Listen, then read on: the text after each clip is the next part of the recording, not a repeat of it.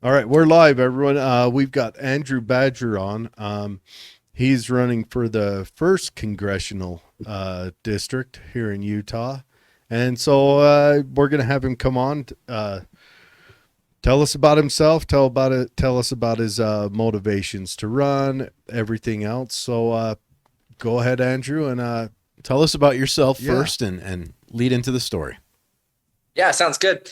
It's really great to be with you guys. I'm really excited to speak with you and your listeners. I've seen a few episodes of your show, and they're awesome. So thanks for having me. My name is Andrew Badger. I'm running for Utah's first congressional district, running against the incumbent Blake Moore, running, of course, as a Republican.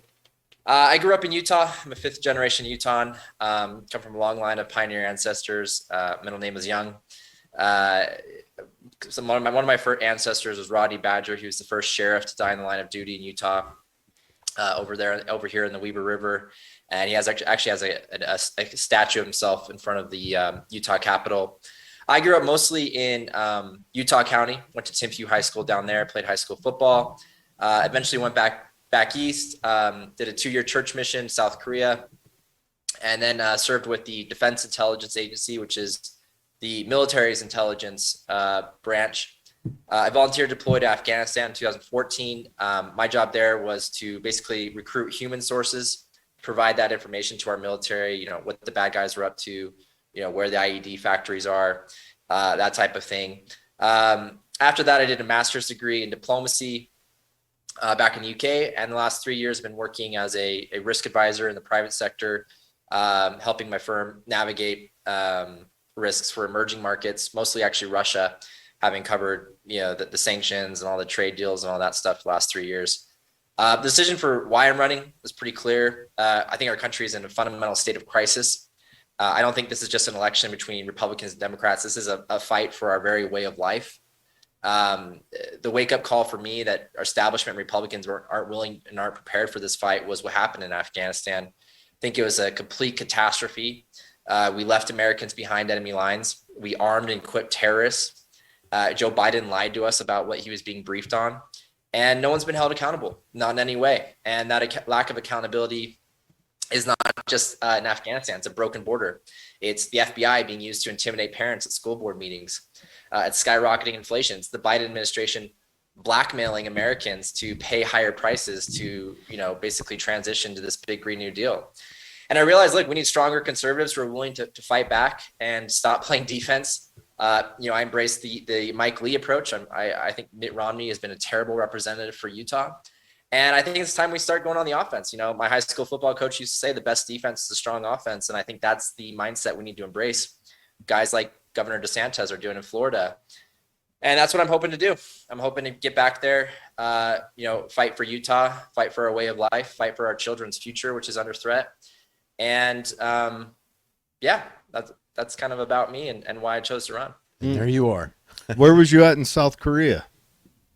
I was in Seoul as well as in Incheon for about 7 months out there as well. Okay. I was in Dongducheon in 97, 98. Oh, okay, nice. Yeah. How about Afghanistan? Where did they put you there? So I was first stationed in Herat, which is in Western Afghanistan. So it was probably our closest forward operating base, closest to Iran on that side. And then I was in Kabul, just kind of in the center of Kabul there. Mm. All right. So you come from kind of a military intelligence background. So we'll write out our questions in crayon for you. Yeah, or PowerPoint might be good. Yeah, no joke. So what do you think about Russia tying its ruble to gold?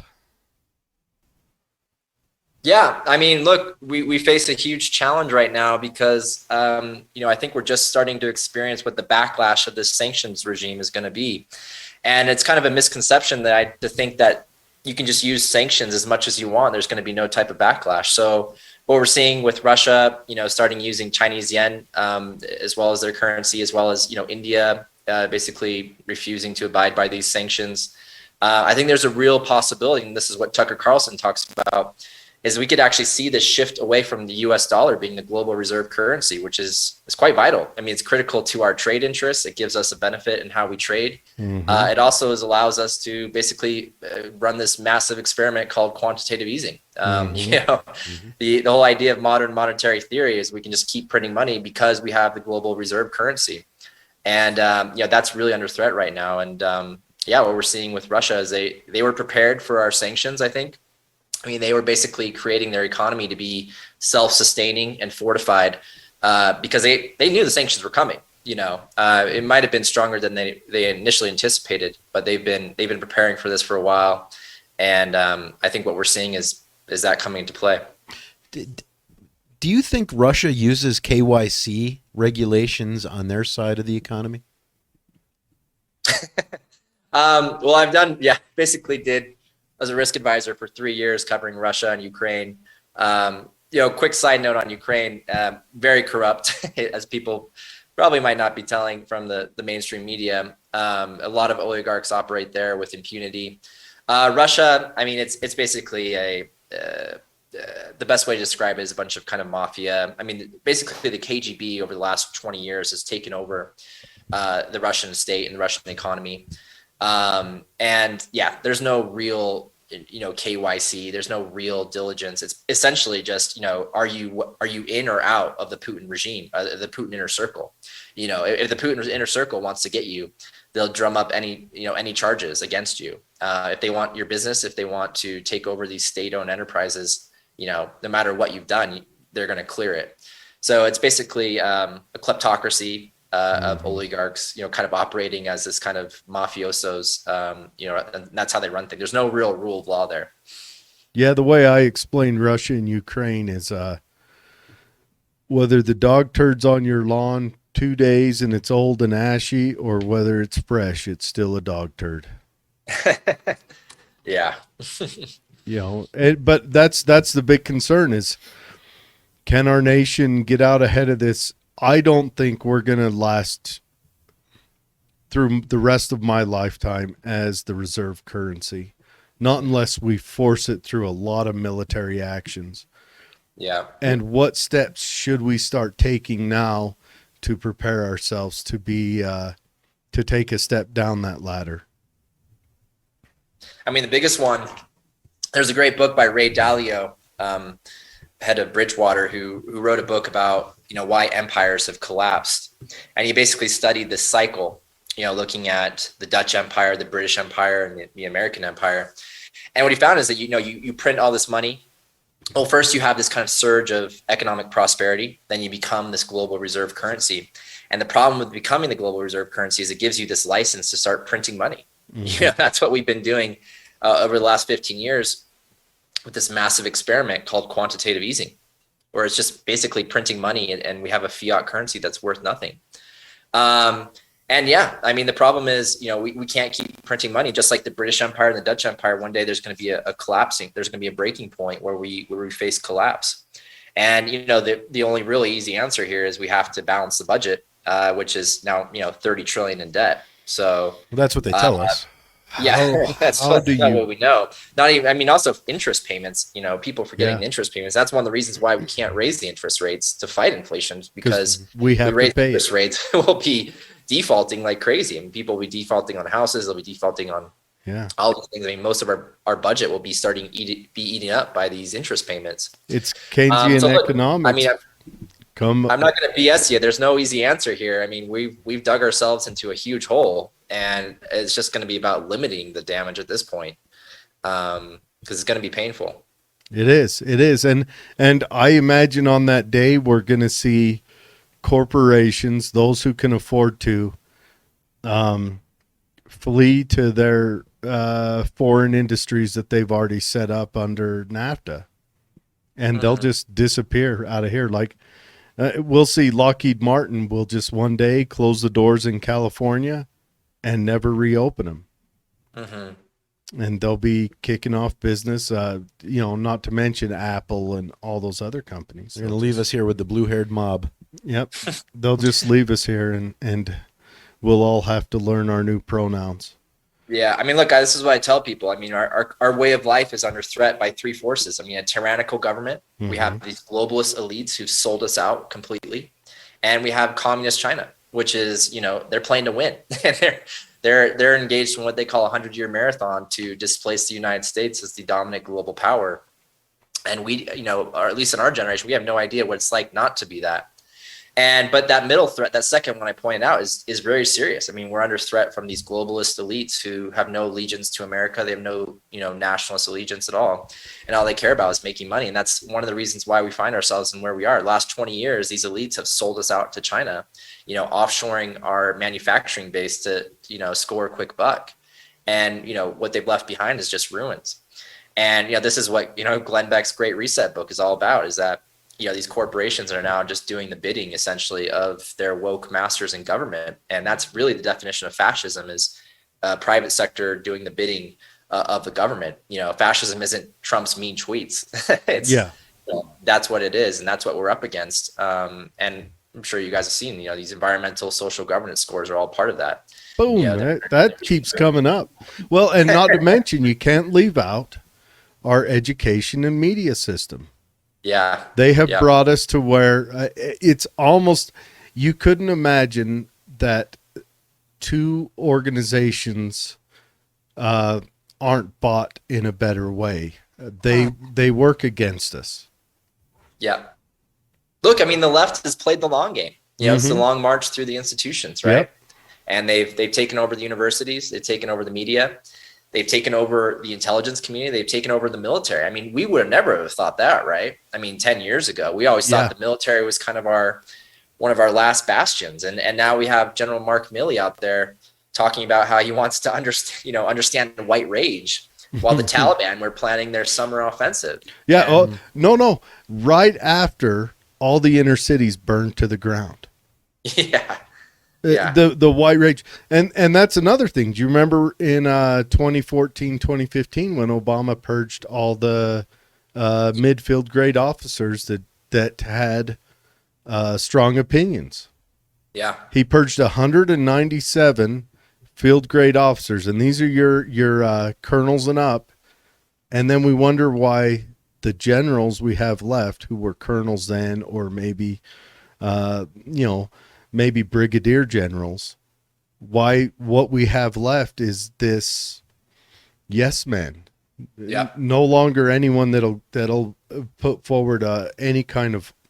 Well, that makes sense, Jared. I mean, that's how it's engineered to work, is you dissolve the freedoms until everyone just says yes. Yep. Yeah. So Andrew, I mean, that's what these vaccine mandates are about, right? Yeah. I mean, they're trying essentially a political purge. Okay, we got to be careful talking about that. That's what gets us kicked off. So we call it something else, but the word that shall not be mentioned. It's a huge issue. Our military, we need a clean house. That's one of the things I hope to do if I get elected is be on the House Armed Services Committee and start providing real oversight over the military. I mean, the military is subservient to political leaders. And we need to get back to that. We need to get back focused on lethality, not wokeness, and the real threat of China. Not climate change.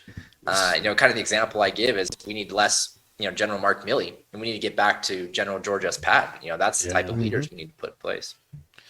So Andrew, currently the incumbent versus you, where's the big difference when it comes to the state delegates making their vote?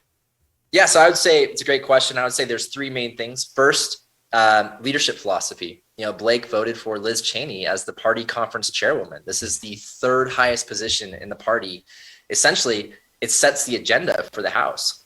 And what does that say about his judgment if he thinks Liz Cheney should be setting the agenda for the House? I mean, Liz Cheney hasn't done anything all year. She's only, going after her vendetta of President Trump while letting President Biden off scot-free. So I support she empowered the enemies of the party. Yeah. I support Representative Jim Jordan as the House Speaker. I would vote with and align with the House Freedom Caucus. They're the strongest conservatives in the convention. I mean, in Congress. If they vote on something, they vote on it 100%. That's how we have strength through numbers.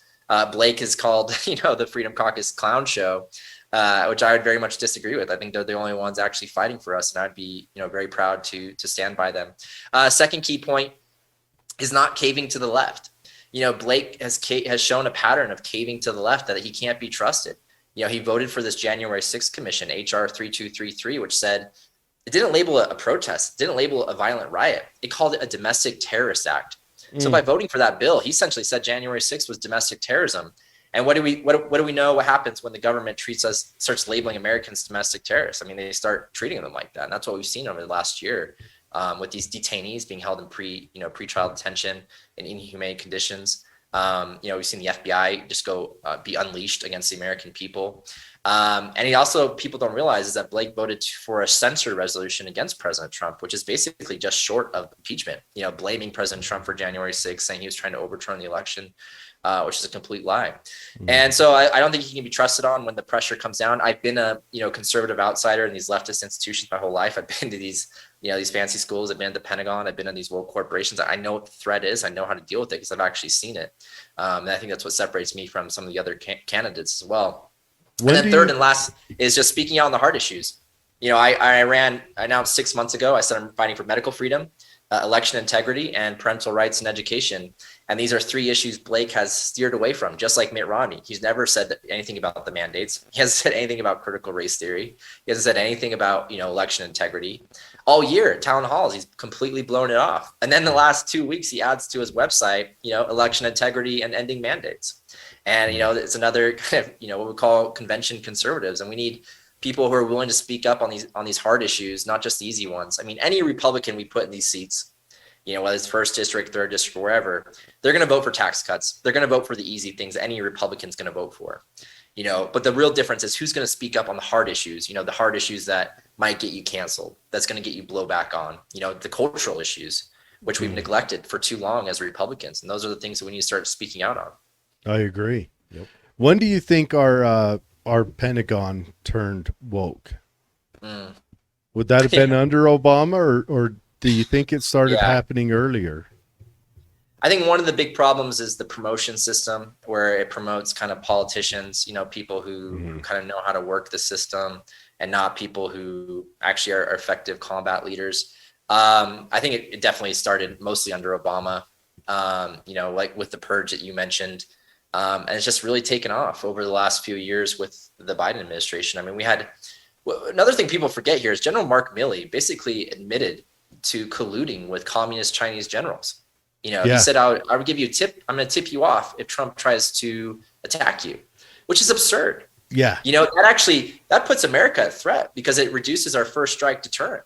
If China thought that they knew that they would be forewarned, that almost could have, mitigated our deterrent effect, and they could have incentivized them to launch a first strike. Well, so that's a huge deal. And we talked about it for a week, and now we've just forgotten about it. And General Mark Milley is still in office. He's still the chair. He's the highest ranking officer. He colluded with communist China behind the president's back.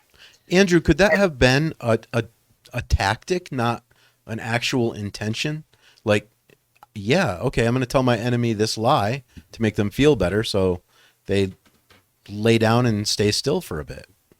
No, I think Mark Milley thought Trump was, the devil incarnated, and these guys, DC is this weird environment. It's very much a swamp, a bubble, and I think he literally believed that Trump is a crazy madman who would have tried to do a first strike on China, and that he was doing the right thing by trying to say he would forewarn them. I mean, Mark Milley has a long track record of appeasement to China. He never calls them out as our enemy.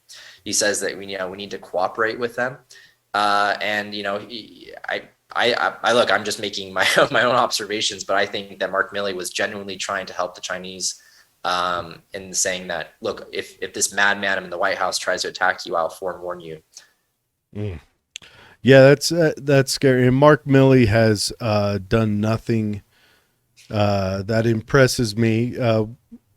We're both veterans here, and he's done nothing. Even from after Afghanistan, when he come out on his apology, "Don't blame me" tour, while I'm sure Biden mumbled to himself at the time. It was everybody pointing the finger to the next guy behind him. Well, we have a track record of using that tactic. Yeah. So I'm thinking like maybe Mark Milley was telling the Chinese, "Oh, well, I'll give you a heads up," kind of like we told the Afghanis, "Hey, if something goes wrong, we'll help you out." It could be one of those tactics. Well, and maybe Milley did mean it, did say it to them just to appease them. But either way, just imagine if Trump was going to send a fleet around Taiwan, and Milley called and warned China of it coming, and we lost lives because of that. Yeah. I can look, chain of command issue. It's about, again, congressional. The military works for the civilian control. They follow political leaders. They don't dictate policy. And the fact that General Mark Milley felt that he could essentially dictate policy by informing the Chinese without authorization from Trump. I mean, we still don't know the details, I don't think, but I think it needs to at least be investigated. I'm not saying necessarily that Mark Milley is guilty, but I think there's justification for a congressional committee to investigate. I'd put it up there at least on the level of an insurrection. Treason. I wonder if after this election, when the Republicans take over anything, will 2 years be long enough for them to knock out all the investigations that need to cover this last 2 years? Because that's what we're looking at. They need to hit the ground running and say, okay, we've got to start out at the most important, and there needs to be like a whiteboard with red yarn all over it pointing from A to B. No, look, a couple other candidates in the race say, we shouldn't be talking about investigations. We should stay positive. And that's a bunch of BS. We got to really investigate these guys, or else they're going to keep doing it. Mm-hmm. They're going to keep doing it if we don't hold them accountable. That's why they've been doing it over the last year. They got away with Afghanistan. They got away with what's going on at the border. They got away with Merrick Garland lying to Congress about the FBI counterterrorism resources. And look, we need congressional oversight, and the list is long. I think we're going to have to basically prioritize, what are the big ones? For me, it's Afghanistan. I think Joe Biden lied about what went on there. It's Hunter Biden's laptop. Joe Biden lied in a presidential debate about that being Russian disinformation. Mm-hmm. It's Anthony Fauci, who's probably actually the top one. But he's lied to Congress. He lied to Senator Rand Paul about what he knew about funding the Wuhan Institute of Virology. It's investigating what's been going on at the border. Is the Biden administration basically allowing a broken border because they see some type of political advantage? The example I give is if there were boatloads of Russians landing on California and you knew that they were all going to vote Republican, do you think our borders would be closed the next day? Yep. I guarantee you they would be. Yep. The only reason why they're shipping these guys around the country is because they see them as a political advantage. They're and I'll give you an example as well. in... Cuba. When the Cuban refugees were trying to come across, they said, we will send you back. We will shoot down your rafts, basically. And why? Because they know Cubans in Florida are going to vote Republican. Yeah, Cuba's the perfect example. They shut the Cuban immigration down because they think they're going to foster Democrat voters from Central America. But just imagine if Alberta, the conservatives from there, started coming across the border, they would shut the northern border down. Mm-hmm. They would build a wall with barbed wire. They would mine that thing, and they would have drones like shooting down. They would never allow that to happen. And that's the thing about the Democrats, is they have no principles. They'll just do whatever, the political advantage. And just real quick on the investigations, why it's so important is because Biden's going to have a veto hanging over our head for 2 years. Mm-hmm. It's going to be tough to get stuff done, at least until 2024 when we get, President DeSantis in there. But what we can do is we could put this administration on their heels. And if you remember President Obama, 2014, when he lost the House and the Senate in the midterms, you remember what he said? I've got a phone and I've got a pen. Yep. And that's what Biden is going to do. He's going to try to ram down our throats these executive orders. And what we can do by investigating him, I think we actually should be doing impeachment. We'll be putting him on his heels so that he can't get anything done. Yep. That's really what we're trying to do here, is just stop the damage until we can really take back the levers of power. And that's why we got to get the right conservatives in office who understand the threat we're up against and who have the resolve to actually do these investigations. Because when you start going after guys like Fauci, you're going to get labeled anti-science. Fauci is the science. He is. According to the left. So you talk about going after the levers of power, but are you more or less, do you think going after the levers of power to acquire the power, or should we destroy the levers of power in the Lake of Mordor? Which tactic would be more effective for the country. Well, I'm just saying, look, for the next 2 years, it's going to be hard to get anything done. Even if we have the House and the Senate, if we pass a bill, Biden's just going to veto it. Yeah, So I think investigations are the trick. Yeah, the investigation, that's what I'm saying. The next 2 years, investigations are going to be critical. And then when we take back all three, I think, which is going to happen in 2024, that's when when we have the levers of power. Yeah, I mean, not only drive legislation which advances the conservative platform like DeSantis and Youngkin are doing, but also really start dismantling this administrative state. And we have to have a Manhattan Project-like effort to dismantle these agencies because they've gotten way too much power over the last 20 years, over the last 50 years. And if we don't at least set that goal and at least get people committed to that goal, I'm not saying it's going to happen overnight. I'm not naive, but we can set that goal and we can start working towards it. I mean, my top one is Department of Education. I've been calling for the abolition of education since I started running, essentially. Now the other candidates are kind of talking about it as well. But, Department of Education is the biggest middleman in the government, and they just take the funding from the government. They put a bunch of strings attached to it, and then they give it to the states. Yeah, and they say, we have to teach this woke doctrine. So why not just get rid of that middleman? I support something like Senator Ted Cruz, just give him block grants. You can still, the states will still get that funding. Yeah. And you're not getting any strings attached from it. So, or if that money never went to Washington in the first place. Well, exactly. Yeah, I mean that's the goal. That would be the goal. Keep it in the states. I think we have to be careful because we're treading awful close to audio pornography with this conversation.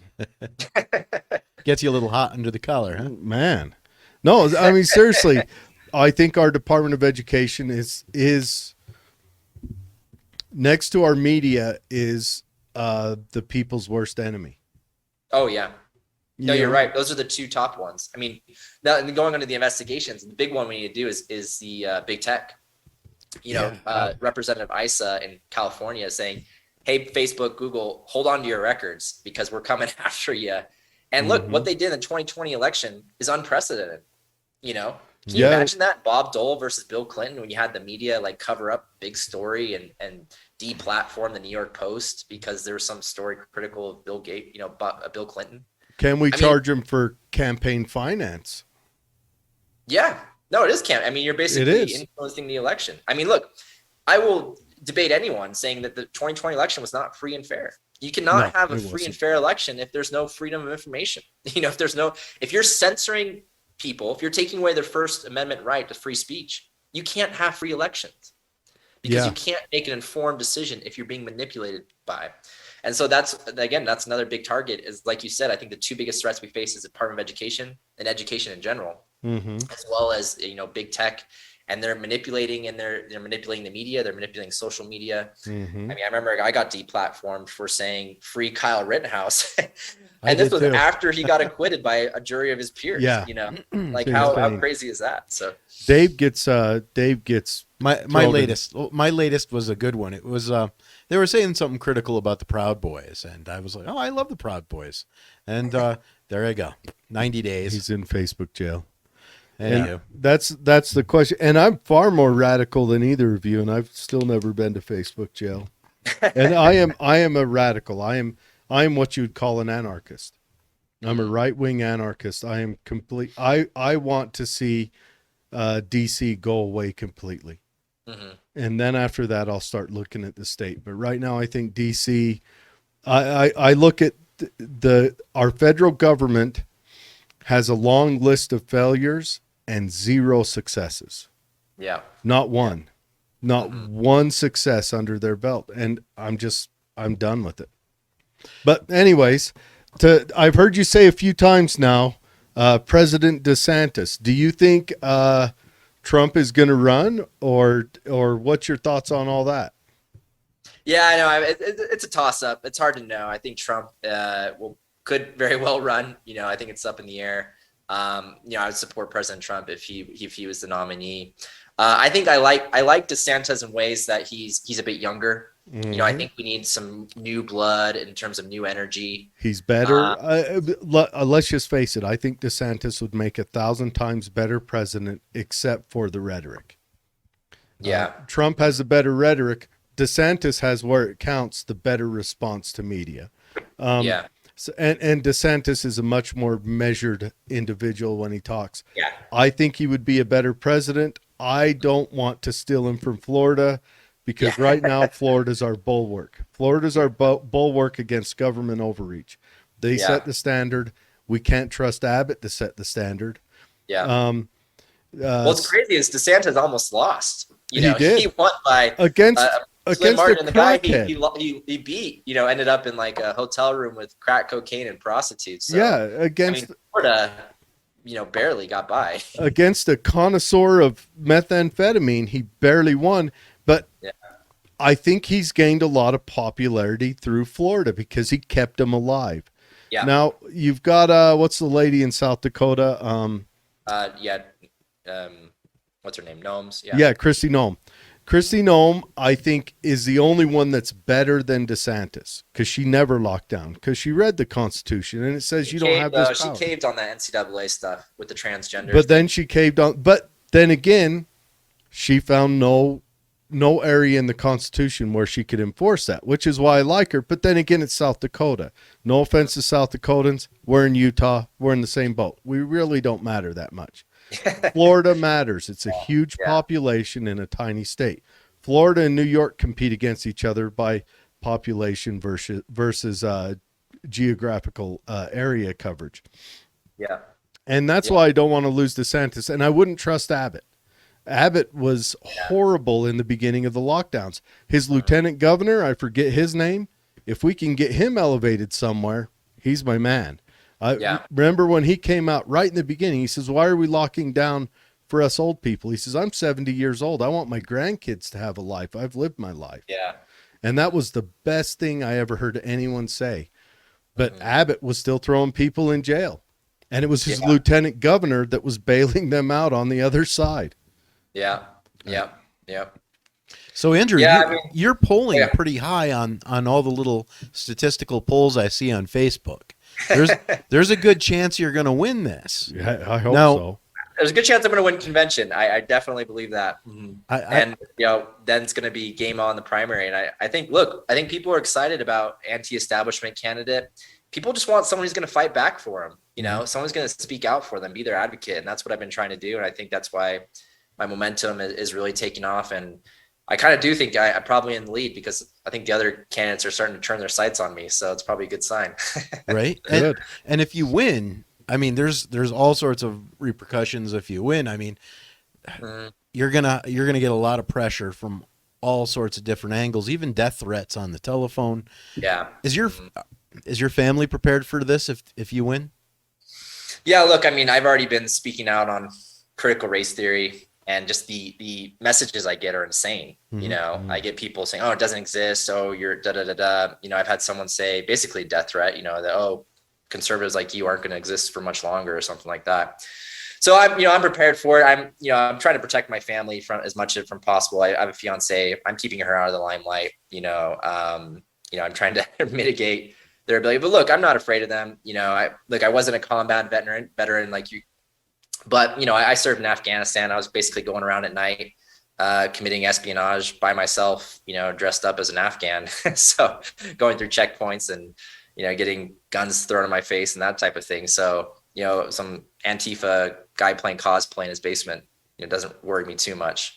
And look, the media, I think the big thing about the right is we got to just stop caring what the media labels us because, journalists like Brian Schott, they're basically far left activists and they're going to try to paint a story that pushes their political agenda. And they're going to throw all sorts of labels at you.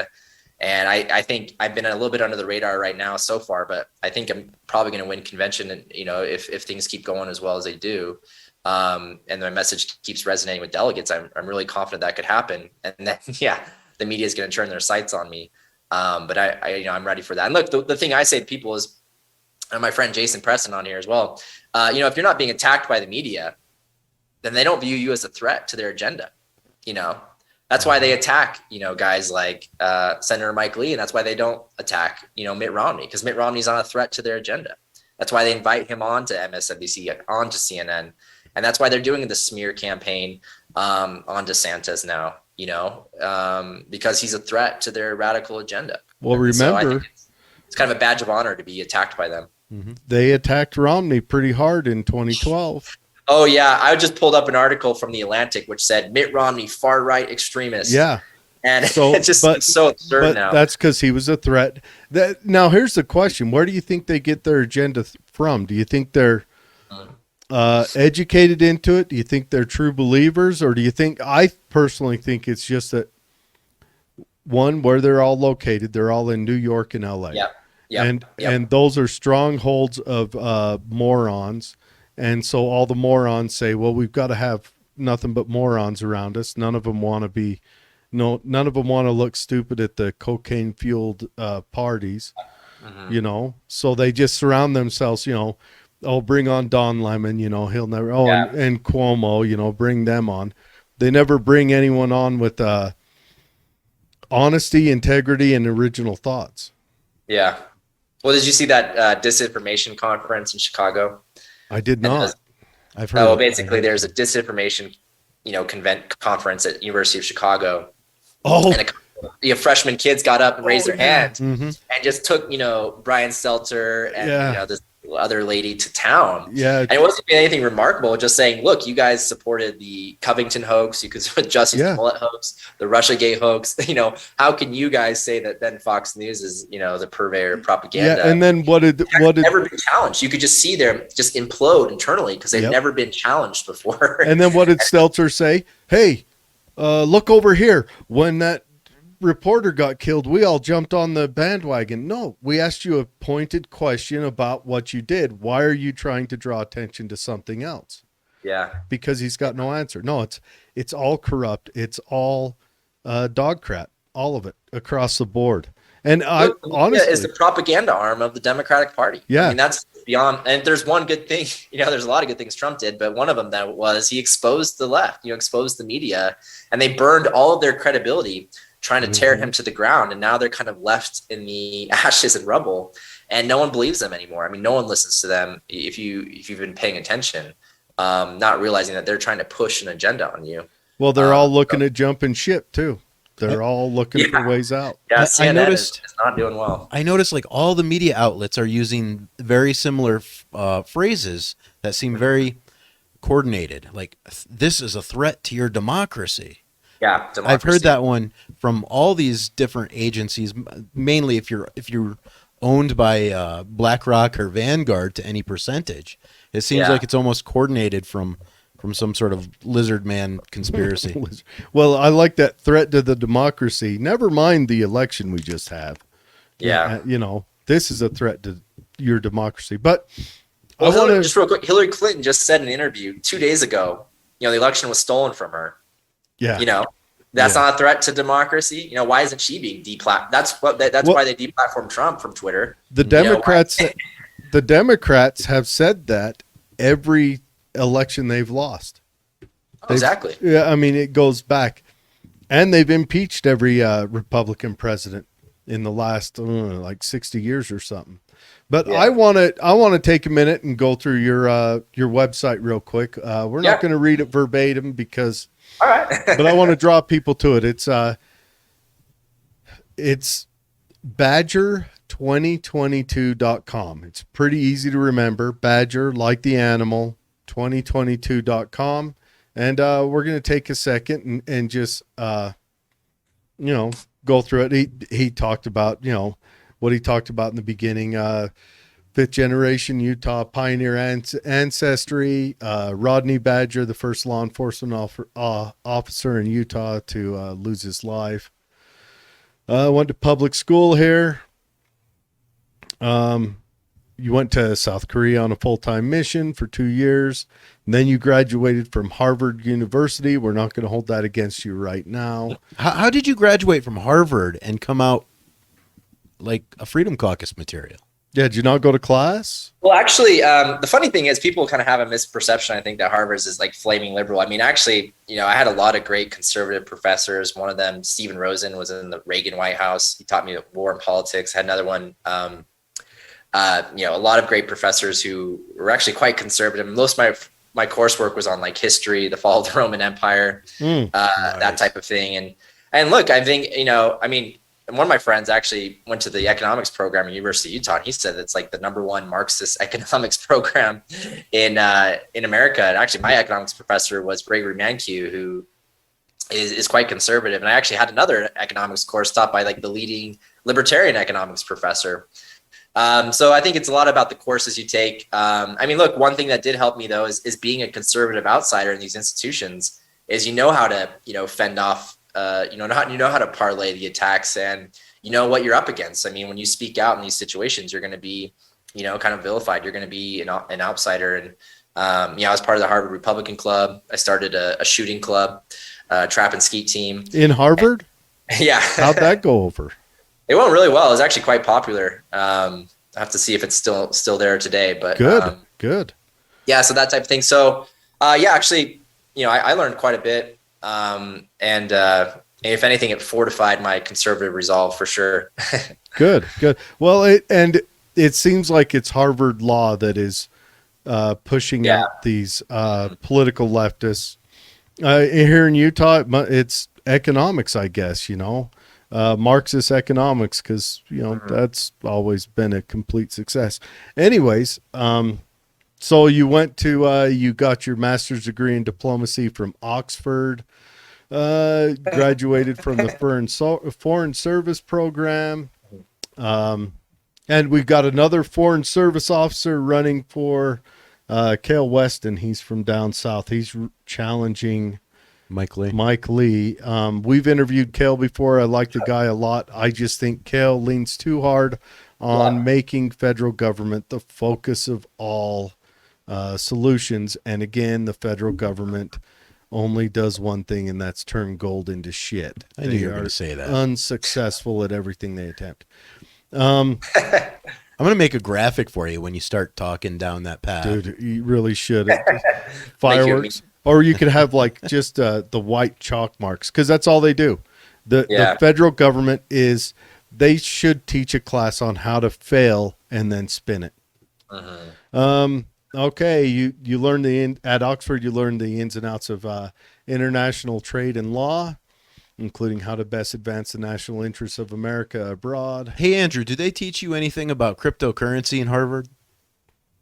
I mean, I was back in the day, so it was a little bit before that time. When I was at Oxford, it kind of came up as a subject. But yeah, I think, we need to keep cryptocurrency independent. This whole government controlled cryptocurrency is essentially, a key tenet of the Great Reset. And it's about, government control. I mean, if you saw those images of people in Russia, trying to get on the subway, and Google Pay and Apple Pay and shut them down. And if you remember the donors to the Freedom Trucker convoy in Canada, I mean, they had their bank accounts frozen. So strongly against the cryptocurrency regulations, but it wasn't too much when I was in school. It's kind of more of a recent thing, I think.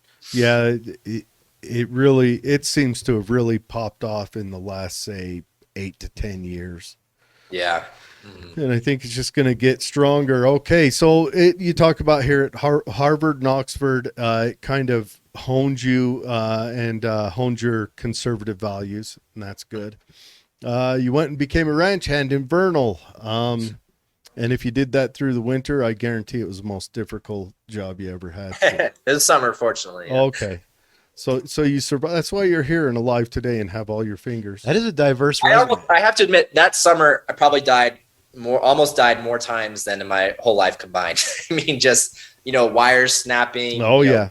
Popping off, the car jack they call the Widowmaker. I mean, it's those guys are tough out there. And look, I'm not saying I'm some hardened ranch hand, but, exposed me to, the kind of the working class Americans, working on the oil rigs out there, living in trailers, working, kind of, hand to mouth. Mm-hmm. And it was a great experience. I learned a lot more about, how kind of real Americans operate. And I really inspired me as Teddy Roosevelt. Read about him, and, he went to Harvard, and then he went out and kind of became played cowboy for a bit. Mm-hmm. And, it's something I wanted to do. And so after graduation, packed up and went out to Vernal. Yeah. Teddy Roosevelt's a complicated figure. On one hand, I think he is the worst force he's definitely the worst force on the initiation of the United States international diplomacy, Mm, and then again, kind of the best. What he did in the Russo-Japanese War was mm. nothing short of heroic. But then again, he probably did it just to get aggrandizement. But Yeah. also as a personal person, you know, on his personal life, I mean, he was fantastic. You know, Yeah. had bad asthma, so he became a boxer, and damn near Yeah. lost an Exactly. eye, and then got shot during a speech and kept Yeah. talking. Kept going. Yeah. Yeah, you know, it's, but I guess that's how complicated figures are. You know, Mhm. there's lots of them in our history where you can point to the best president we've ever had, and he's got no real accolades or denouncements. You know, but Mhm. we can talk about William Henry Harrison another day. And this is something I hope you highlight this at the state convention, because Yeah. leaders that don't have an experience with manual labor, actually going out there into the environment, manipulating resources, extracting resources, using those bare hands, and Mm. actually feeling what it's like to put hands on the economy. Yeah. Without that experience, I feel like these armchair warriors, Yeah. they don't have the concept of what an economy is supposed to really be or how it's really operating. You have that experience, and Mhm. that's definitely something I look at when I want to check off a few boxes. What about being a lifeguard in high school and having little kids come up and touch your legs? Anyways, Joe Biden. Yeah. I mean, actually, yeah. just real quick on that point, Dave. It's really important. I mean, a lot of people in LA or wherever, this example I always give, you go to Whole Foods, you buy that saran wrap steak, you get in your car, you drive home, and you don't put any thought into how that got there. Mm-hmm. You know, so seeing how that's all done. I mean, these steaks, you know, you get cattle ranchers. I've worked with my neighbor who sells alfalfa hay. You know, there's a lot that goes into all this stuff. You know, the gas prices, getting that oil out of those rigs in Bernal. And I Mm-hmm. think it actually does provide. I mean, it provided me a perspective. I think that, you know, a lot of my other friends who just went from Harvard, they went to straight to DC, and I think that's why they get out of touch, because they've never really seen, you know, how America works. I mean, that's another thing. I think it's important to have representatives who've been to war zones. And again, I wasn't a combat veteran, but I've at least been there, and I've seen what, you know, war is like. I've seen what our service members went through, and, you know, having that perspective, I think, gives you much more prudence, you know, in your foreign policy. I think you have guys like Mitt Romney going off there talking about no-fly zones, and we need to bomb the Russians and teach them who's boss. And they've never seen war at all, you know, Yeah. and they have no idea what they're talking about. And it's easy for them to send, you know, someone else's kids over there. Yep.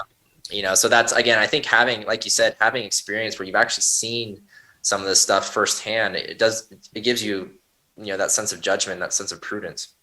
I agree. So, just real quick, started your career as a civilian intelligence officer for the DIA, and General Mike Flynn was your first boss. And Mike Flynn's another one of those complicated figures, but definitely has been an outstanding figure in this latest administration's kind of Yeah. takeover. Yeah. So your What people intelligence. forget about him, though, is he led, you know, special forces in Iraq Mhm. in like 2007. He led that surge, and he took Al Qaeda Iraq to the town. A lot of people forget he was actually a really effective, you know, combat commander. So Yeah. Yes, he was. Okay. And you go and you talk about some of your time that you've already talked about here.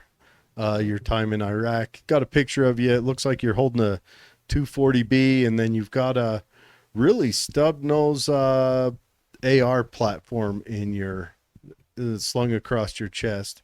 yeah, Uh, HK 416. I miss that. I miss that okay. weapon a And you've lot. got it slung. It's awesome. I just want to throw out there, you've got it slung correctly. So this was not just a photo shoot. You've got it. No, I mean, literally, yeah, we were at a small forward operating base out in Herat, and you know, a lot of the other military. This was 2014, so Obama was actually trying to get us out of Afghanistan at the time. So a lot of people were drawing out, pulling out, and you know, we were kind of out there by ourselves, you know.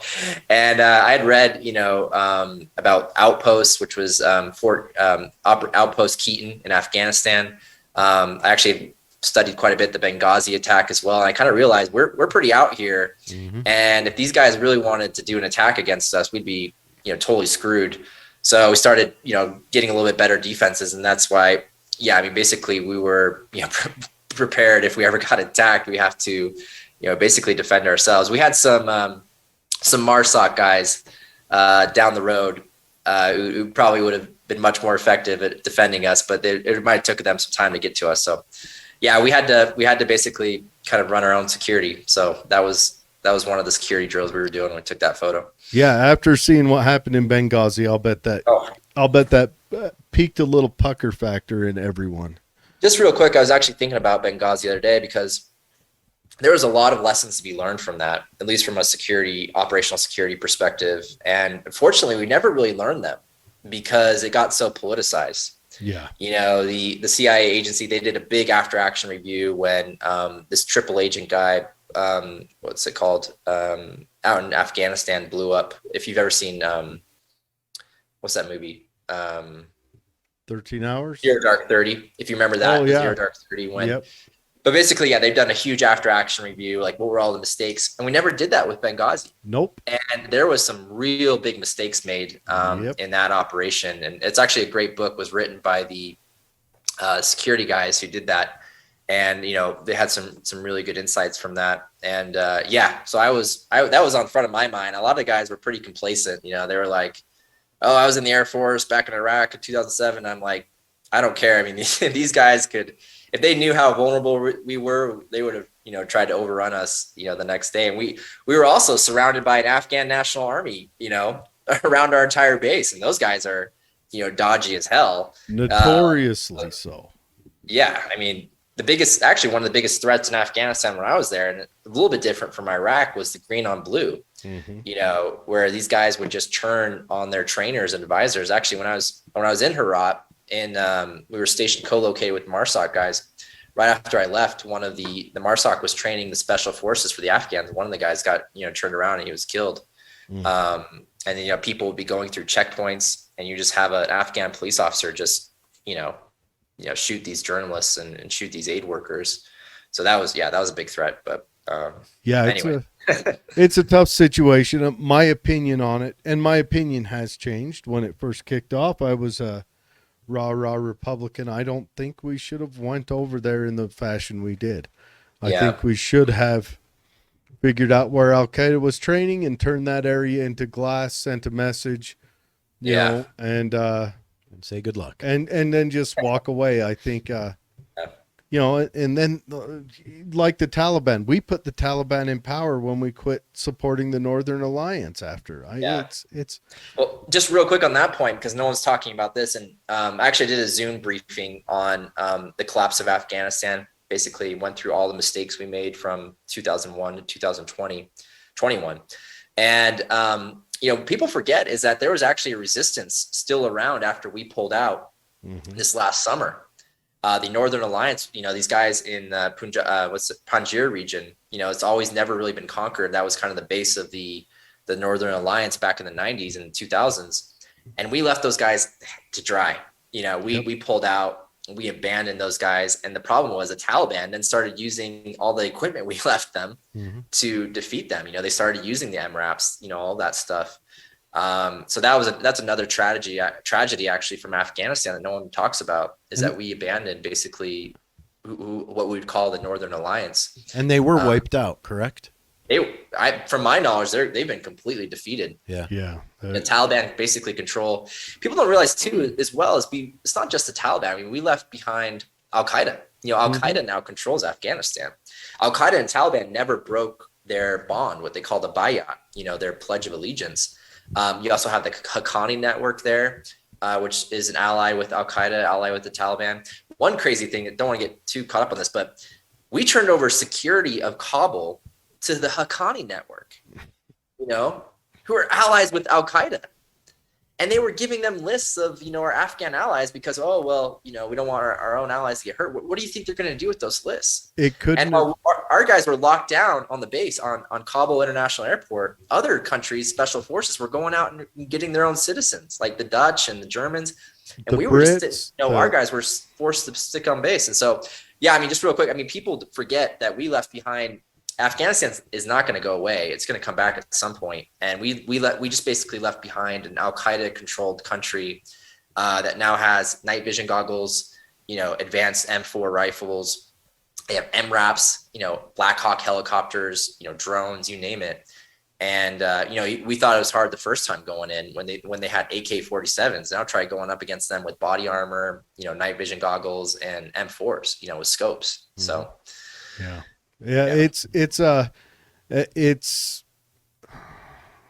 It's almost like we couldn't have planned to enhance the prowess of our enemy any better.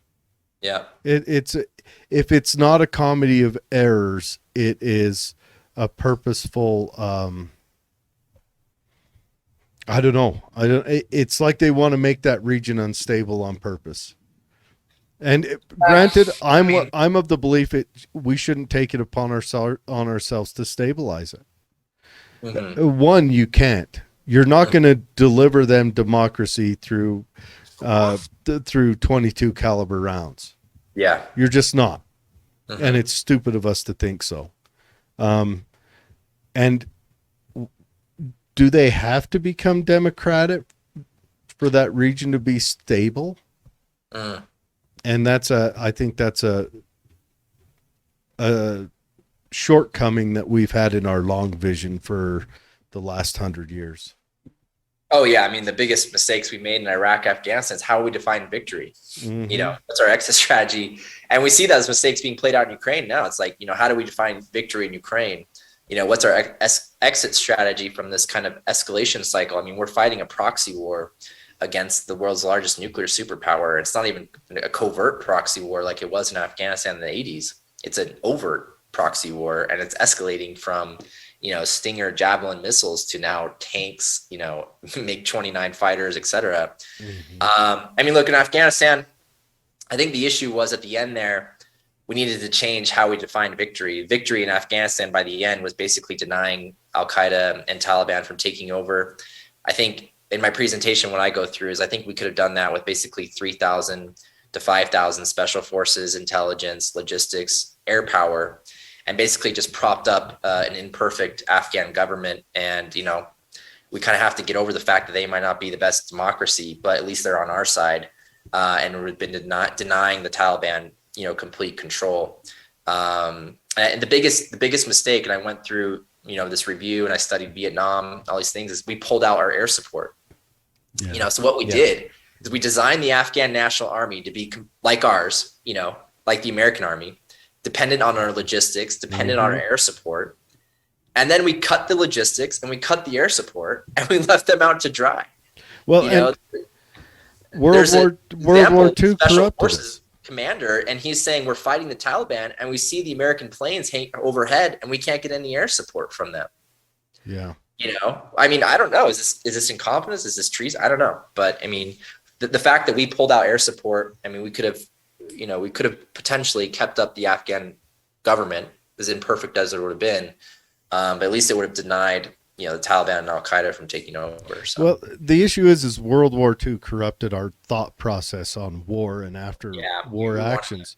Exactly. We took over Japan, which had a thriving economy and an emperor that we could get to side with us. And we took over Germany, which undoubtedly had one of the best economic designs historically, even though the Nazis did their best to destroy that economy, but it still had a good ingrained design. And then we thought, well, the reason we were allowed to do that is we just had to step in and let their economy keep growing, and underneath, because of that economy, would foster a civilization that could endure. You're not going to build. Afghanistan's first got to get to that point where they build a civilization that can endure. Well, they have to. Isn't there like country IQ like 85 or something like that? Overall? I mean, I went through there's a Pew poll, is from 10 years ago, it was the latest one. 99% believe in Sharia law. Yeah. After a decade of trying to indoctrinate them with kind of democratic principles. The example I always gave was it was trying to build a modern state-of-the-art skyscraper using sticks and stones and sand. You can't do it. I mean, we're the best military in the world. We put some great minds to try to change Afghanistan around, but we couldn't do it because there just wasn't the material there. Yeah. But the biggest point is, actually, I think we need to take away is that how we define victory. And we have to get out of our heads that victory is always going to be, like you mentioned, the World War II ticker tape parades. I mean, sometimes victory is kind of gray, like if we would have kept up a strong man in Afghanistan who's, not a perfect democracy, but at least he's our strong man. He supports us. That's kind of victory. But we want to see that, Yep. beautiful democracy and the ticker tape parade and everyone coming home. And I think that's one of the biggest mistakes that we make is kind of having that idea that there's always this kind of clear-cut victory. I think our best option from the start, and this is me shooting off the hip, would have been for us to not even send even our aircraft over there. And this would have been cheaper, but pay the Taliban to destroy Al-Qaeda in Afghanistan. Yeah. No, I was actually thinking this about Iraq. I mean, think about Iraq with Saddam Hussein. Even if you say Saddam Hussein was a threat, he was obviously a terrible person. Mm-hmm. I would rather have gotten Saddam Hussein, working on our side against the Iranians, who are much more of a threat, and that's what we did in the 80s. But if you don't want to get Saddam Hussein, do a coup, and get your own strong man in there. That's how Saddam got in there. It was us doing a coup against his uncle. His uncle was in charge, and we had a coup where Saddam we installed. Just do it again. But imagine, obviously, the ideal situation would be Iraq to be this beautiful, again, democracy. But when rubber meets the road, that reality is almost impossible. So it's a lot of Monday morning quarterbacking. But there are lessons to be learned. I mean, because I don't think we've learned the lessons from the Iraq War. I don't think we've learned the lessons from the Afghan War. I don't think we've learned lessons. Write a book on collapse of Afghanistan because we're repeating a lot of those mistakes today. What was the big thing about Iraq? Exit strategy. Yep. What's the exit strategy? What's the exit strategy in Ukraine? Yeah. Because again, we're engaged in a proxy war with the largest nuclear power in the world.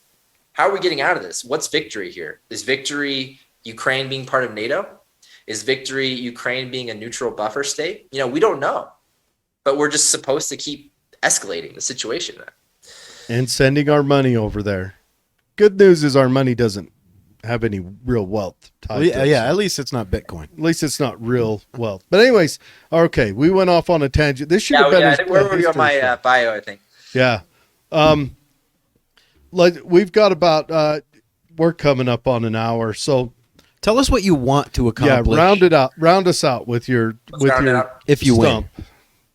Look, I mean, again, this is not a battle between Democrats and Republicans. I think this is a question that we're fighting for our very way of life. And we're not just fighting for this very way of life for us. We're fighting for our children. We're fighting to give them the way of life that we enjoyed. I grew up in Utah in the 90s. It was a dream. You went to Stadium of Fire. You went to Boy Scouts at the park. I was out playing. My parents never knew where I was. I had high school football under Friday Night Lights, prom. I mean, these things are amazing. This is the American way of life. And that's what we're fighting to preserve for the next generation. And what we have right now is a corrupt, unaccountable establishment ruling class who has way too much power, way too much authority, and we've got to get that power back to the people. And the question for voters is, who's going to fight for you? Who's identified the problem? Who actually has seen what DC is like, and who has the resolve to take the abuse that's going to happen when you threaten their agenda? I mean, my platform is basically tied into three key areas. First, aggressive oversight and accountability of the Biden administration. That includes investigating Biden family corruption, includes investigating Anthony Fauci, and includes investigating big tech collusion in 2020 elections. Because if we don't do this, they're going to keep doing it again. Second key point, dismantling the administrative state, returning that power back to the people in the local government like the Constitution intended. And there's a lot of agencies, but the top one on my list is Department of Education. We've got to break that up, get that power back to the states. And then third and finally is America First platform. I'm the only candidate who's run on America First. I was told you can't do that in Utah, and I disregarded it. And America First is not just about Trump. It's about the principles and policies that made our country great and that can keep our country great. It's about securing the border, building the wall. It's about getting energy prices down by getting rid of these crazy regulations. It's about decoupling from communist China, returning our manufacturing base back here at home. It's about having a prudent foreign policy that we don't get bogged down in forever wars abroad. And fifth and lastly, it's about, defending the free market, which is under attack from ESG and this great reset. So those are my 3 key areas of my platform, oversight, dismantling the administrative state, getting back to America first. And I'm the only candidate who hasn't filed to collect signatures in this race. I just made a pledge today that if I'm elected, I'm only going to go through the state convention in the future. That way you guys can hold me accountable. That way, if I'm loyal to the party and the base and not the establishment or special interests. And I'm also going to pledge to support and vote with the House Freedom Caucus because again, that's how we'll have strength in numbers to get a lot of this stuff done. And I think, if we look at me versus the other candidates, I know I have that fight, I have that resolve, and I'm going to put my, my boots in the ground, and I'm going to fight for Utah, and I'm going to fight for you guys. Because again, this is not about us. Our way of life is under threat from, I think evil. I think we're at war with evil, and that's what we have to realize. And that's an ending right there. Great pornography. Down with the lizard people. I like it. All right, everyone. Andrew Badger for U.S. Congress. It's badger2022.com. BADGER 2022.com. Go on there, have a look at his webpage, reach out to him, comment, like, and humana. Volunteer. Yeah, volunteer. I'm sure he needs help. Yeah. Yeah, I mean, just a quick plug. We're having James Lindsay come out on April 14th. Ooh. He's going to be I actually wanted to invite you guys as well. Yes. He's going to be speaking about critical race theory, his new book. He's going to be doing a book signing. It's going to be a great event. So that's going to be 14th of April. You can find the details on my website under the events. And we're also going to be doing another event on next Monday as well. I'll invite you guys as well. We're going to go to TNT Gun Range in Murray with Jason Preston. And then we have state conventions on the 23rd. So if you're a delegate, make sure you mark that down. I definitely want to go to the James Lindsay event, and you had me at gun range. Yeah, that's going to be Monday, April 18th at the TNT Gun Range. Yeah, if anyone here isn't familiar with James Lindsay, he is the guy who has been swimming in the cesspool of what they're teaching our kids. Yeah. Sounds like fun. You need to familiarize yourself with him. He's probably the most important voice we have on the subversive stage right now. Yeah, no, I call him the Jordan Peterson of this topic. He is, hands down. Jordan Peterson is giving out good messages, but James Lindsay, he's the person who's actually, he's reading their smut and then he's relaying it to you. He does his new discourses, YouTube or podcast and all that, and it's dry and rough sometimes, but he lays it out. He is the person who's telling us what their tomorrow's plans are. Mm-hmm. Exactly. But we got off track. You ended on a perfect note, and I want everyone to remember back to that about he's going to go there and he's going to fight for the end. You may be a leftist and you don't want these values. I don't know why you're listening to this show, but if you do believe in the values of a independent nation, the 10th Amendment and that stuff, we had 2 guys on tonight that were both excellent on both of those. So I like freedom. Yep. So go to badger2022.com, check it out. Help the guy get to where he needs to be because he's going to put us where we want to be. Yeah. Help him help us. So hang out for a few seconds when we click the stop streaming button. I want to ask you a few questions, and don't forget to like, smash, subscribe, or whatever platform we're on. Share it. The iHeart button. Yeah. All right, everyone. We'll be back. Next one's on. Well, Wednesday. we might have some pop-ups between now and Wednesday too. Mm-hmm.